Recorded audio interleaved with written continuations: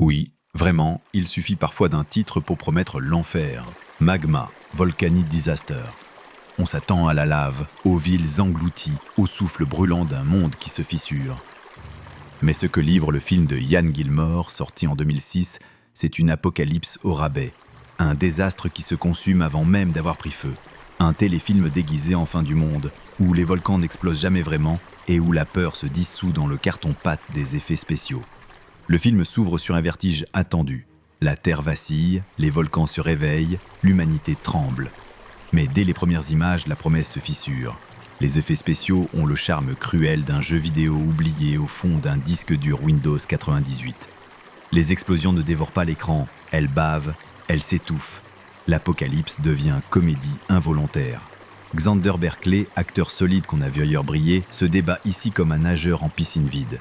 Il incarne Peter Shepard, volcanologue visionnaire, mais ses alertes sonnent faux, récités comme des slogans de téléfilms du dimanche. Amy Jo Johnson, qu'on se souvient en Power Ranger Rose, tente d'animer Brianna Chapman, mais la direction d'acteur semble ensevelie sous la cendre. Tout le monde joue plat, sans souffle. Et c'est bien là la vraie faille. Le désastre n'est pas volcanique, il est cinématographique. Ian Gilmore signe une mise en scène sans regard, où chaque plan se contente d'exister, sans tension ni rythme. Même la musique, censée enrober la menace tellurique, s'égare dans des crescendos artificiels, incapable de graver la moindre émotion. Et pourtant, Magma fascine malgré lui. Non pas parce qu'il réussit, mais parce qu'il échoue avec une régularité qui le transforme en document, presque en symptôme.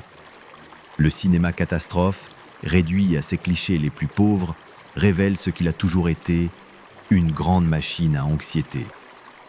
Ici, elle tourne à vide. On rit, on soupire, on se dit que la fin du monde mérite mieux qu'un montage cheap et des acteurs qui psalmodient la peur. Mais on regarde quand même, hypnotisé par la maladresse. Magma, Volcanic Disaster, est un désastre, oui. Pas celui qu'il voulait raconter, mais celui qu'il incarne. Une preuve que le cinéma catastrophe, sans souffle ni incarnation, devient une coquille creuse. Et qu'il ne reste alors que le spectateur à chercher des braises dans les décombres d'un feu qui n'a jamais vraiment pris.